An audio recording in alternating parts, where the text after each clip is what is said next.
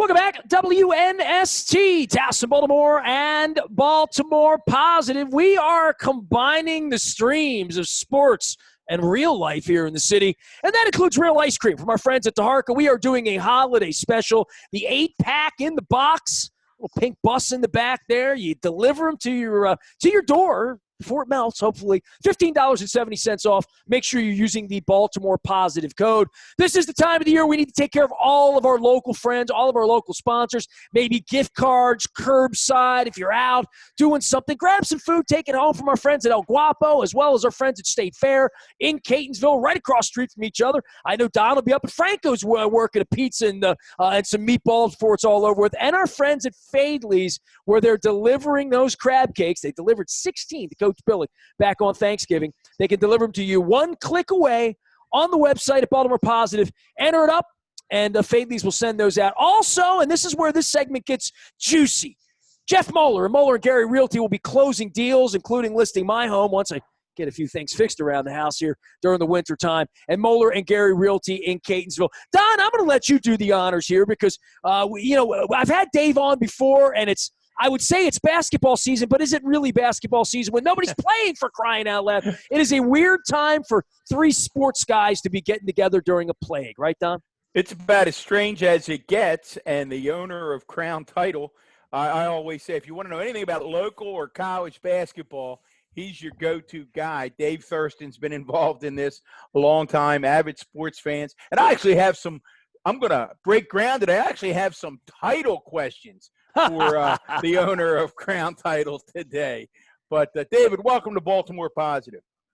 Thanks, guys. Thanks for having me. It's good to be with you. Well, last time you and I got together, there was like real basketball, and it was pretend because I checked the date. We got together back at the end of February. We did radio together, and it was, Maryland's number 7 in the country, and, you're going to be a 3 seed, a 2 seed. Man, I hope not a 4 or 5 seed. It got like all washed away, and sort of the next thing that happens is Jalen getting drafted. The basketball, as much as we talk about what this has done to football in our lives or what it's done to your kids' sports or whatever, basketball got cut right in the middle of all of this, and the NBA finished, but college didn't. A lot of high schools didn't as well. This is a really weird time if you're playing ball or if you're doing the usual things you're trying to do. Get a scholarship, play ball, be in tournaments, get your activities in. For everyone involved in basketball, top to bottom, it's been a crazy year, right, Dave?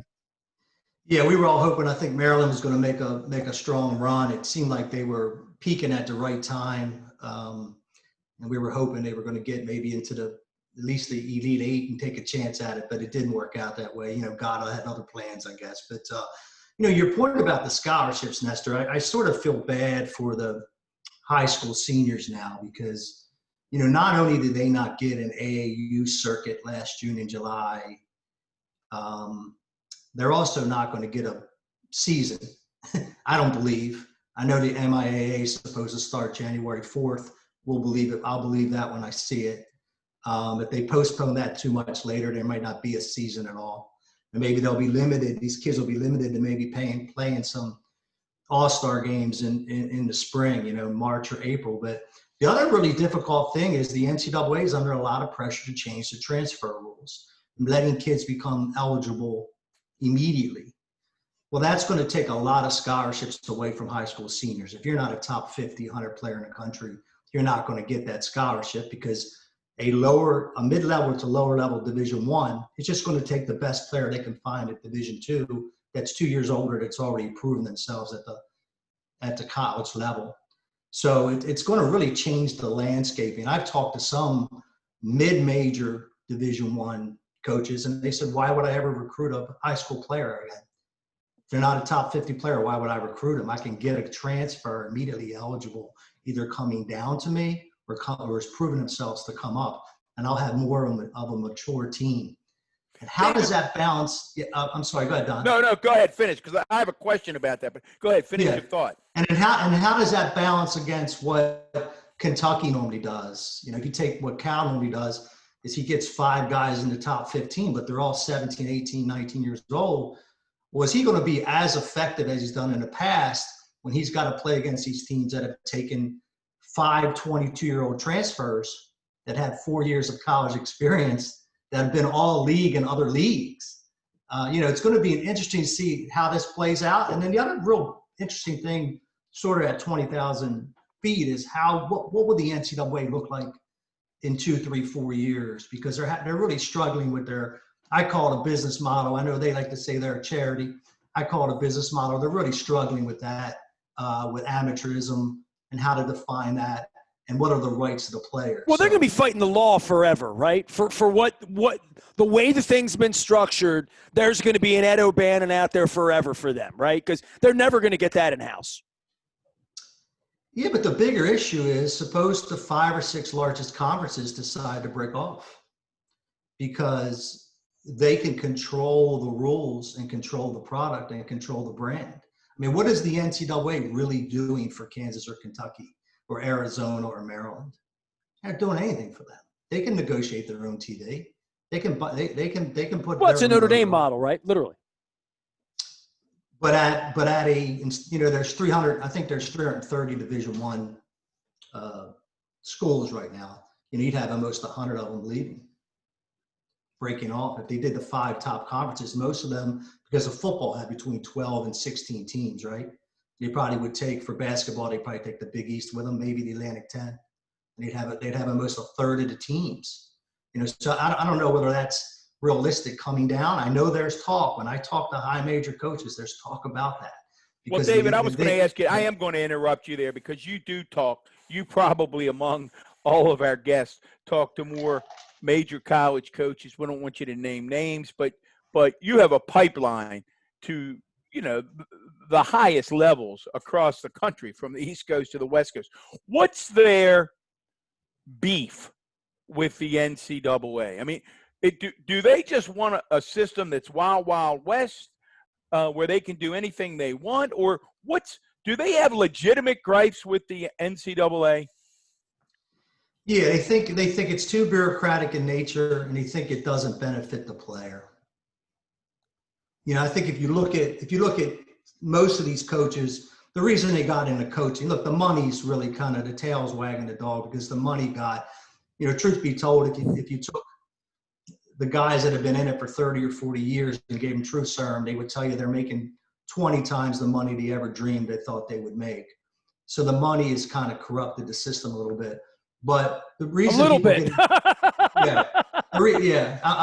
kind. The reason guys, and Don, you have a bunch of educators in your family, and you were an educator for a long time. The reason people get into that type of work is they really want to help people, and they want to help the country advance, communities advance. And really, the coaches I know, their hearts are always in the right place. It's just they're really in a very bureaucratic system, and they're for the players. I mean, every coach I know, sure, they making money, yeah, but if you talk to them to a man, they care about the players. And, they're in touch. When I go visit these guys, I'm normally at dinner with a player that played for them 25, 30 years ago, 15, 20 years ago.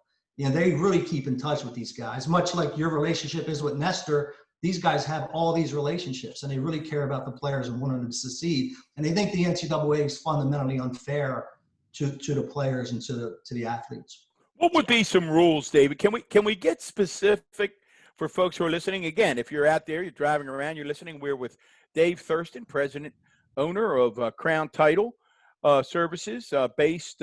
We'll let you talk a little bit about where it's based. It's not just based here in Maryland, but it's really has a national presence. But David, what rules do they see as unfair to the kids? Well, I think they think the kids should have the ability to earn money while they play. Most of the coaches are for that, and I think some of that's starting to loosen up. Well, they've seen that it's not realistic, right? They've seen what happens when kids don't have money or not allowed to have money, right? Right. And then I think they also think more should be done for the families. Like you can't, for example, you have a kid that's 1,000 miles away from home, he's sick. You can't fly the mom in to help him. You can't fly him home. You can't fly him back to his doctor. I'm probably compared, Dave, to you, and probably where Nestor is. I'm a dinosaur on that, and I recognize that I'm a dinosaur on that. But it seems to me that if I'm getting the opportunity to go to school for free, no, each and every one of us would have loved to have gone to school for free. If I can get an education at some of the top colleges and universities in the nation, and it doesn't cost me a penny, the whole idea that I'm not getting paid always rings hollow to me. Now, because you're not the one generating $40 million in the 18 months that you're there for a university.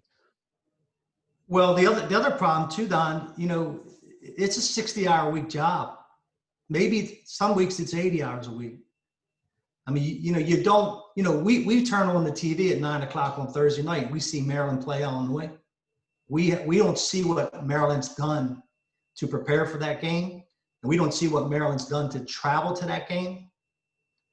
And you're really, most of these kids are never going to make a living past college.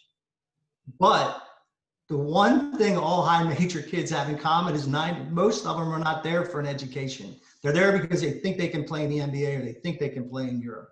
Well, you get to the heart of the issue then. I mean, we go back to education. This is where I'll push back, and I'll get Moeller involved in the educational part of this. Don, you ran high schools. You ran, superintendent in the county. You're running a university, and the NCAA's coming in and dictating what you're doing. To me, it's always been about the universities getting pushed around in that way, and especially now where we're exposing these kids to COVID, having them run around to play sports. And there's not even a prize for the football. There's not even a real national. There's like intramural football during a plague.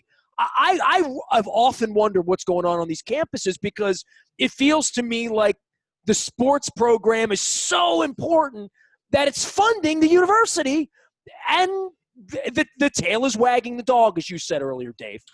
Well, I think most people in this area think Maryland's a basketball school, right? For the most part. And I think people identify more with the basketball team, although we do have football fans. But, their athletic budget was before COVID, was my understanding was budgeted to have $100 million of revenue, gross revenue. The football team brings in 80 million of that. And the basketball team brings in about 20, and it funds all the other sports and then some of the other things on campus. So there are these underlying issues. And Don, you're right. You have to balance this out. But as crazy as it sounds, I had somebody call me a couple days before the NBA draft and ask me about Jalen, and I had sort of worked some contacts to figure it out. And I was a little blindsided by Phoenix. I didn't see that. We were told 17 to Jersey or 20 to Miami. I was praying for Miami because I think Miami is a great organization, and he still would have been on the East Coast. But he'll do well wherever he's at because he's just a high character kid. But this person who called me says, why don't you convince him to stay 2 more years? And I said, for what? He said, well, he's halfway through. We'll have his degree. I said, well, if he plays in the NBA for 10 or 12 years, is Maryland not going to be there in 10 or 12 years? Is there going to be no colleges left in America? Because he can just come back after he plays. And that's how these kids feel. These kids aren't like us, Don. We always thought you go to school at 18, you graduate at 22, you get a degree. These kids aren't like that. They feel like they can go on social media and educate themselves. They don't see the value in that degree anymore. It's a necessary evil maybe because it opens up a door for a job or it gets you into a boardroom down the road, but they don't buy into that mentality anymore. And especially the athletes. They're there to hone their craft. And once they're good enough, they want to move on. They are not worried about that degree right now. No, that's a real shift. And now you get into the real cultural issues, David, when I think, for example, I've never thought that a young man should pass up, and unfortunately not the same opportunities for young women, I guess some, but not nearly what it should be. But I've never thought a young man should pass up multi-million-dollar offers to leave school to go pursue a career, because at its core, even though I'm a liberal arts guy and I believe folks should be Renaissance men and women, so to speak, and be culturally aware, but the end goal is to have a good career that pays well, that you can take care of a family. So you're right. I mean, if anybody had said to me, Jalen should come back and risk in the first week of blowing out his ACL and not having millions of dollars to secure his future. That makes no sense to me. But and maybe what we're getting to is maybe there should be different levels of this thing. Maybe there should be more of a minor league kind of operation for basketball where the kids can make some money, and maybe that level at big time college sports is one thing. But for many kids, you know, I'll use my son, my niece, my nephew who played sports in college. For them, college was part of sports was part of the college experience. None of them were going out and make millions of dollars either playing lacrosse or well, that's a whatever. 99 percentile, right? Like 99%. That's what I mean. Yeah, right. But Nestor and Don, that's why I think that the higher level schools want to break off from the NCAA, so they can put a system in place that facilitates what their student athlete really wants. So really, which is a helmet or a basketball, literally, right? Well, you know, I wouldn't say that, Nestor. I think it's what I alluded to before. You know, if you take a kid, you know, again, I mean, I love the kid, Jalen Smith. I mean, that kid is as sharp as any kid you're ever going to meet. He's going to get his degree. He'll get it. You know why? Because his mom and dad, you know, he would do it on his own, but his mom and dad are going to be able to make sure of that. No doubt. He doesn't need it now. And that's how they look at it. They're not in a rush. You know, when I was 18 years old, I thought 40 years old was old. You know, my dad was 40. I looked at him like he was old. These kids are 18 years old. They think they're going to live to 120. They don't have the mindset we have. David, I tell the story. Nestor's probably heard me tell it before. The generational aspect to this, and now Jalen is actually next generation behind the group that I'm going to talk about. But this really began to hit me when I was an area superintendent in the Baltimore County Public Schools. And on more than one occasion, I don't want to exaggerate it, it wasn't 20 or 30, but it was certainly more than one. I would go in and I'd speak to a faculty, and I would let them, know what was happening and thank them for all the hard work they were doing and talk to them about where the school system was going. And a young man or young woman would come up to me afterwards, hey, Dr. Moeller, I want to thank you. Really enjoyed Baltimore County. I want to let you know that I am going to resign at the end of the year. And it's not because I'm unhappy. I just want to do something else. And I go back and I would say to them inevitably, oh, what do you have in mind? And they would typically say, I'm not sure. I think I might head to Vail.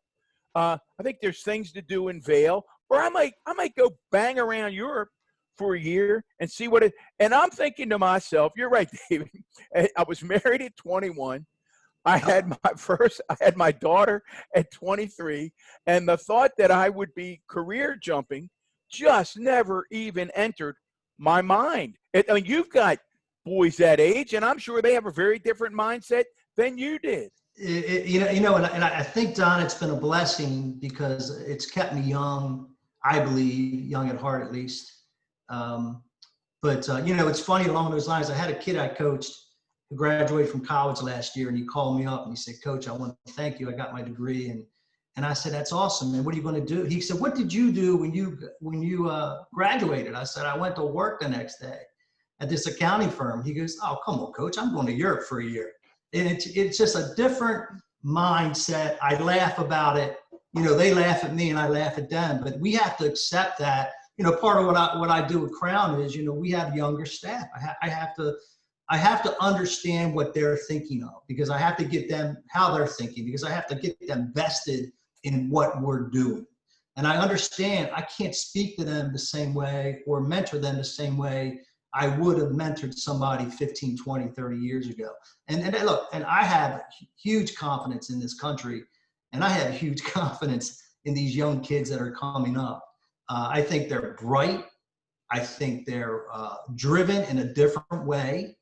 And I think the technology, is sometimes hard for us to navigate and learn, as you saw me trying to get on a Zoom call with you. But which we know my 5-year-old grandchildren would have been glad to step in, right? It is a different world.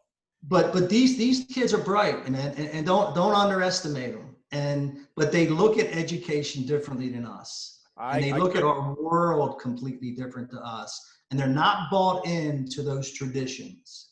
Yeah, and I could not agree more. And you guys are more in tune with the political makeup of, who voted for Biden, who voted for Trump, and those things. And it's very, very interesting. I think I haven't seen anything with the demographics of it, so you can probably educate me. But, talking to my 3 kids, they all voted for the same person, and they all voted for different reasons. And it was very, very interesting to hear how they explained it to me and how the mentality of it. I never said a word about their choice. I don't think that's my place as a father. But it's I think I really do think our best days in America are ahead of us. I know a lot of people, unfortunately, because some of the negativity in the media don't feel that way.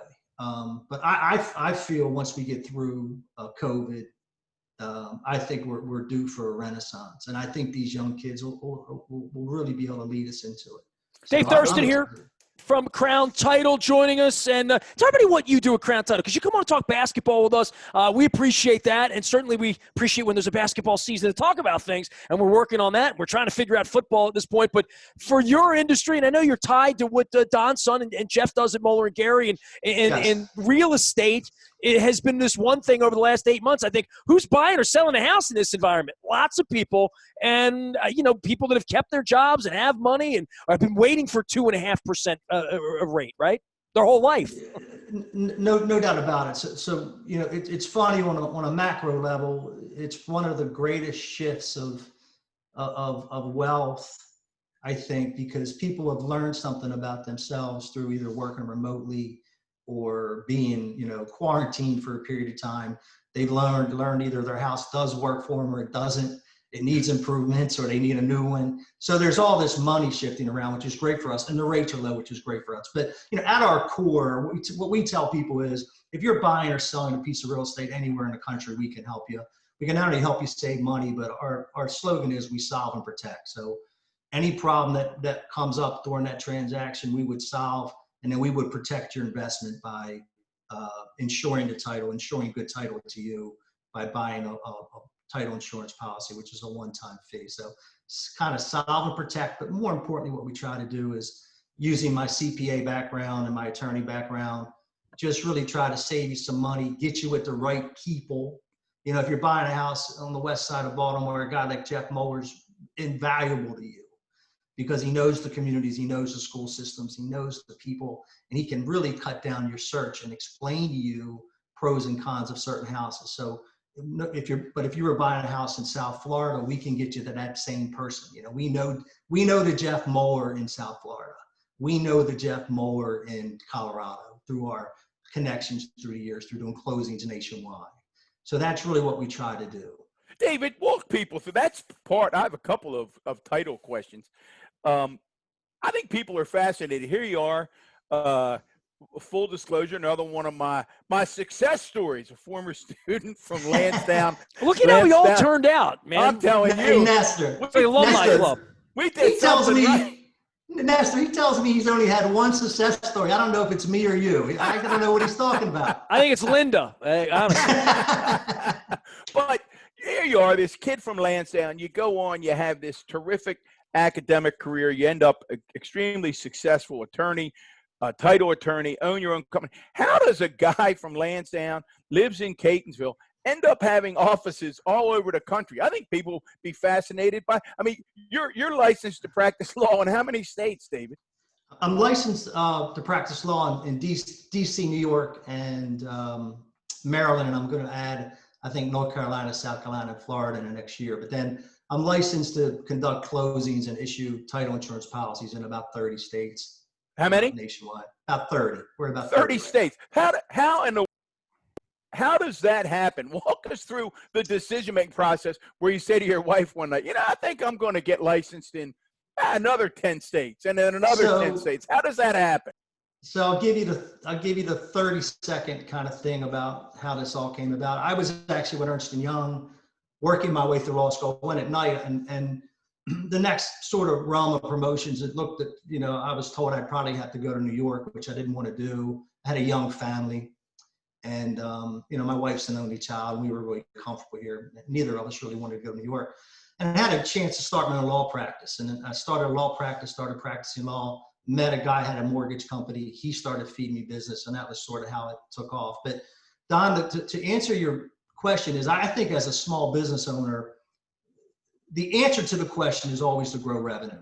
You got to have a budget and you got to be disciplined, sure. But the answer is you want to provide a nice standard of living to your employees. The answer is to grow revenue. You want to have better technology. The answer is to grow revenue. So through that, there were a lot of really good title companies in the area, and we were having a hard time getting into the purchase market. We were young, and we were competing against people that had 10, 15, 20-year track record. So what we decided was, well, let's just expand geographically. And we leveraged off technology. We invested in technology, and we educated our staff, and then we expanded geographically. And then it was mostly a refinance shop, a BC credit shop. Then we got in, with the realtors, and now we get it. Now we're really doing really well with our commercial team.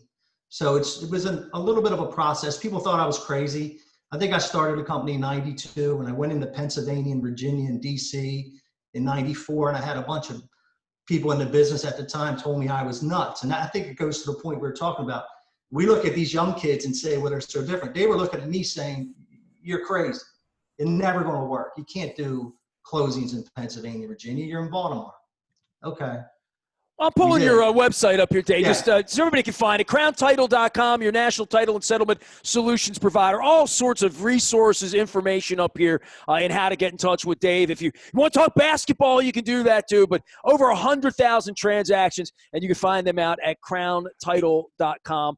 And the website makes it easy, right? You go up, you can learn about things and get in touch with you. Pretty easy. The other thing too is, we have 50 employees now, and our managers are always accessible, and I'm always accessible during the day and on weekends. But you could go. There's actually a quote tool on our website.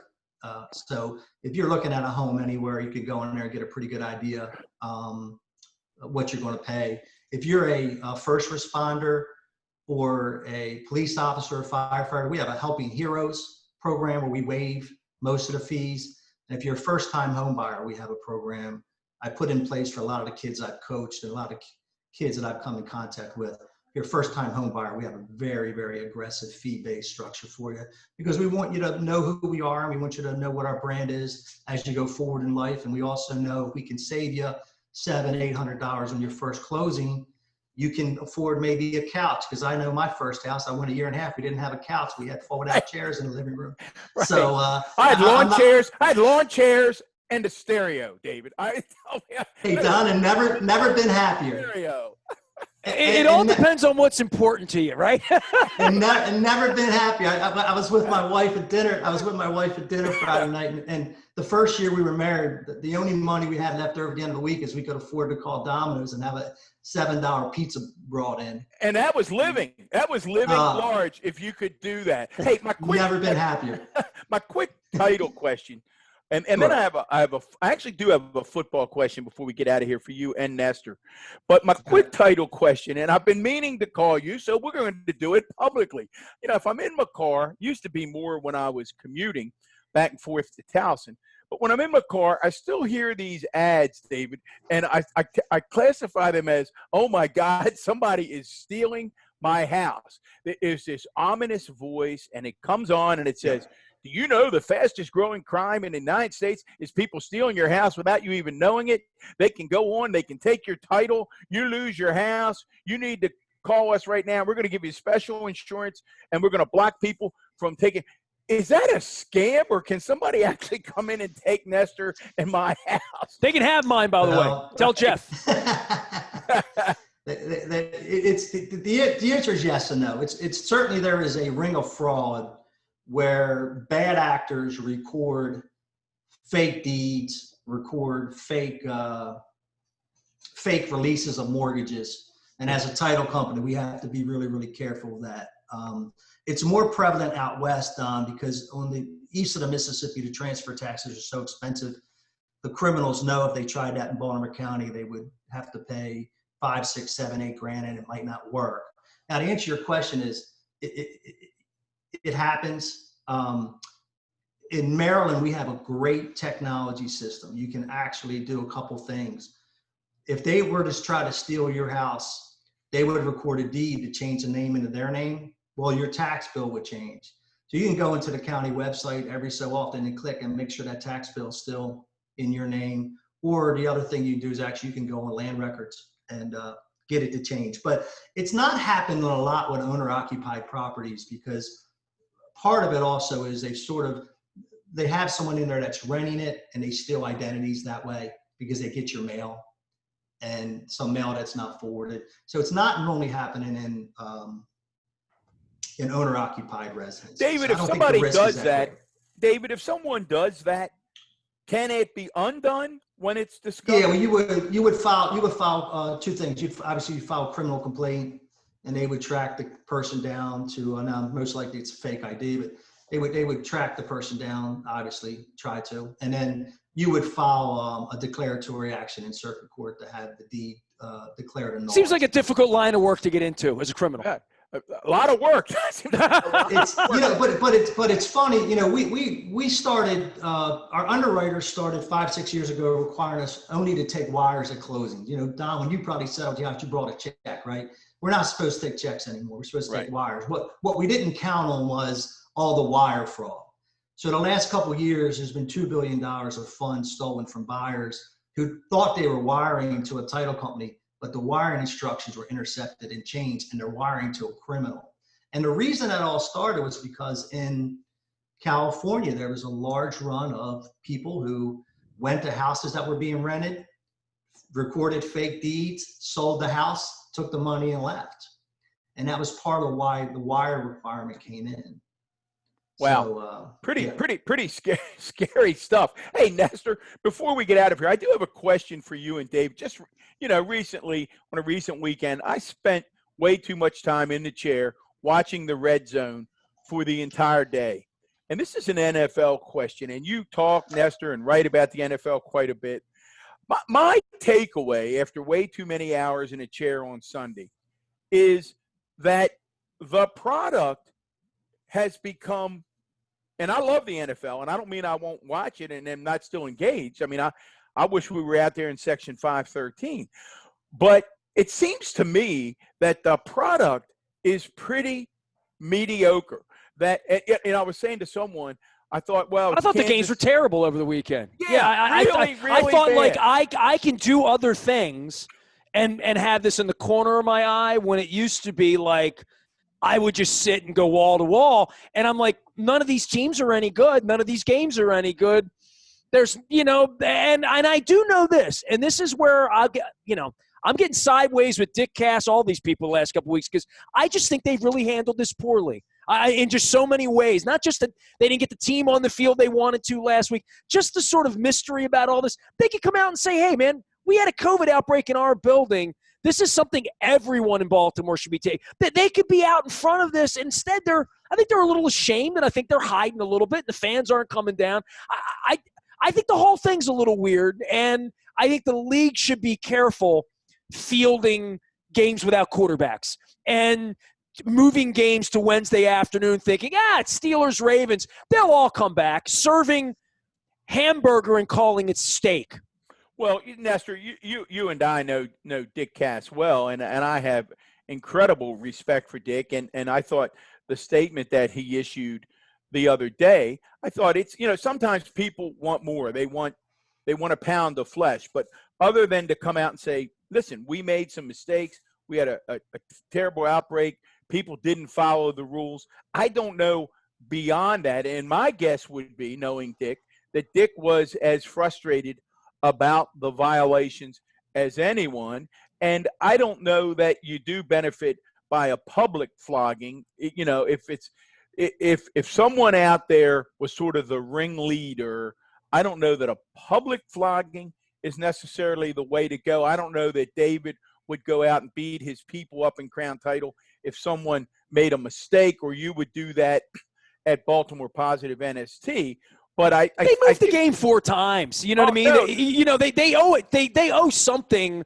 And I'm not mad with the Ravens. I'm mad with the league for sanctioning it. I'm mad with the league for saying go play anyway and put a subpar product. Dave wouldn't do a subpar title work. I don't do subpar radio, as you all have learned when I make your headsets work.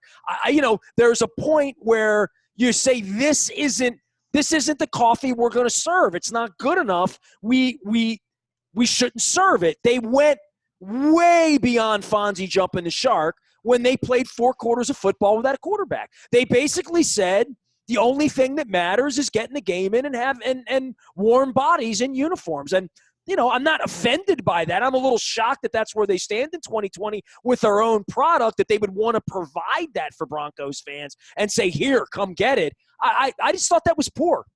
Oh, I mean, your thoughts, David? I mean, on the product in general, because I know you watch football. Well, yeah, I mean, I thought when I know Tennessee was it Tennessee or Houston had a problem too, and when Denver had their problem, I really thought the NFL should have moved the Super Bowl back a couple weeks and went to a 2-week, 14-day. Just take 14 days off. Have every organization get back disciplined for this because it's spreading.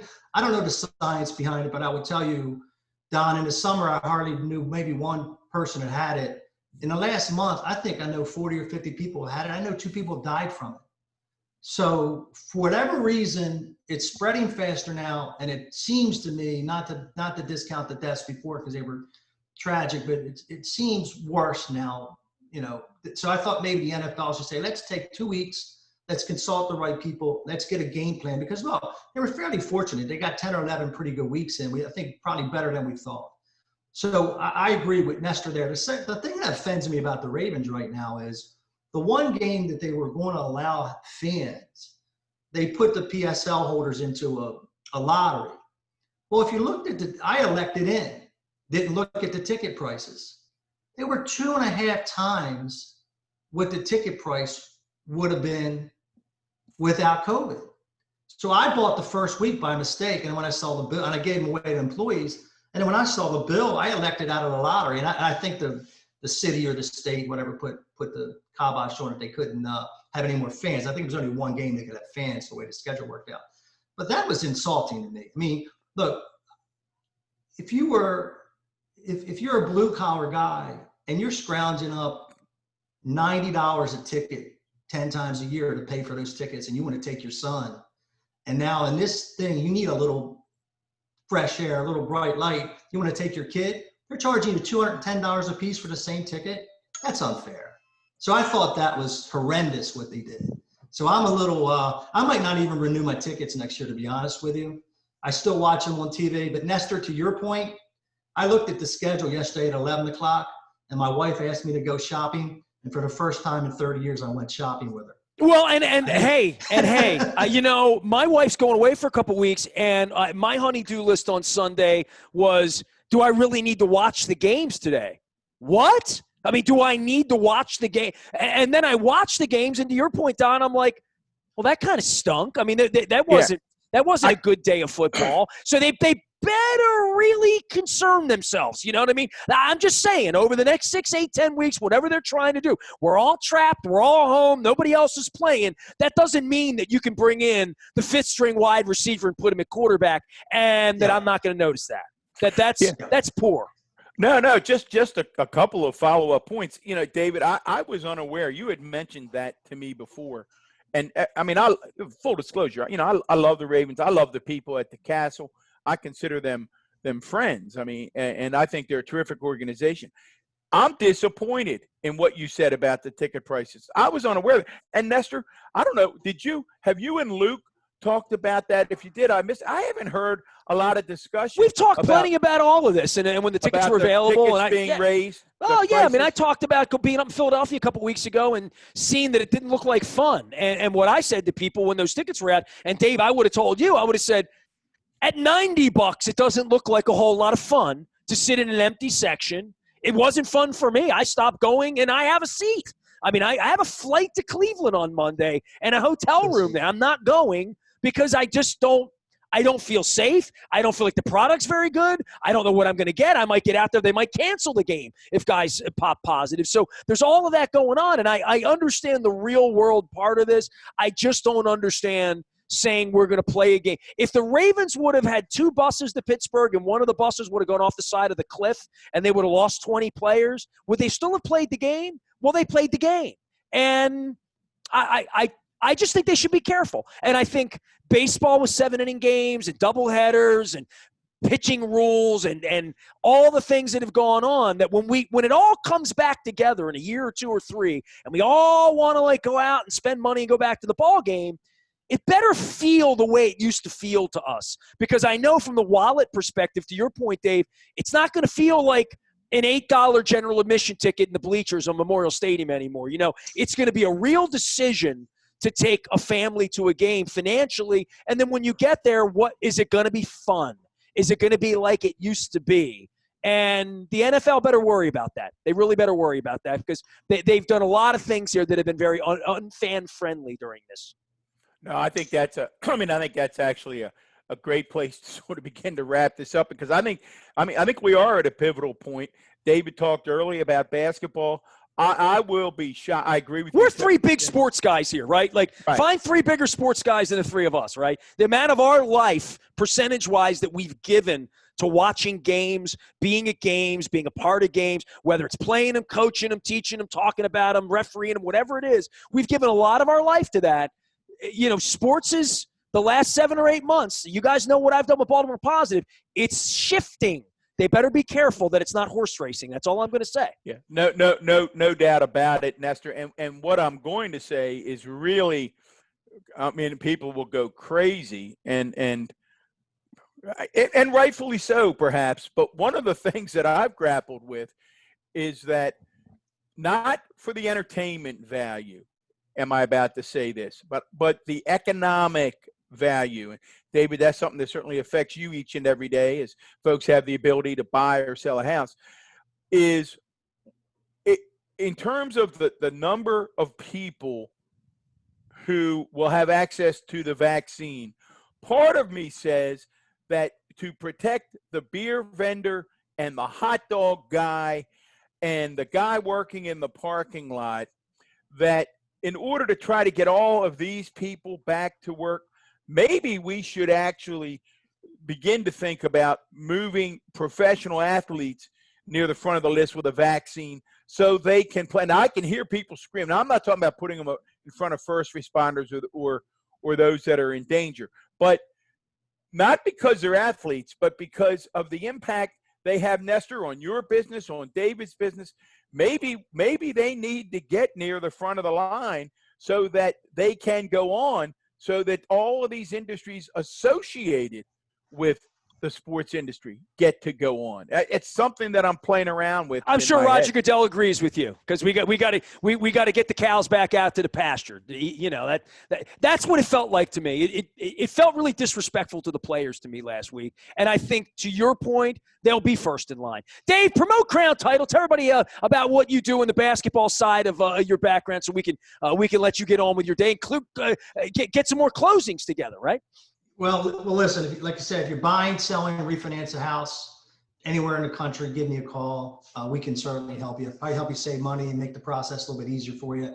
I think one of the things that we should talk about real quick would be remote online notaries. So the state of Maryland changed their laws right now. We can do a lot of the documents through a secure portal where you don't have to come in physically to sign. Now, if you have a lender involvement, it's underwritten to Fannie Mae or Freddie Mac standards, which most are. You still have to sign, have some wet signatures, but it does reduce the settlement time.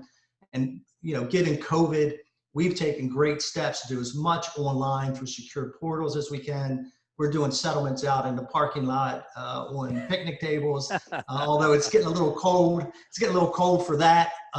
Might have to buy everybody Crown Title Parkers, I guess, up in Baltimore. But so we're just trying to uniquely navigate the process to keep everybody safe along your lines, Nestor. You know, we're trying to be part of the solution and eliminate the risk. And we've been fairly lucky with that. We've had pretty good control of our employees and pretty good control. So we know, thank God, no no severe illness so far. So solve and protect. If you want to buy, sell, or refinance, we'll solve the problems for you. We'll make it easy, and we'll protect your money.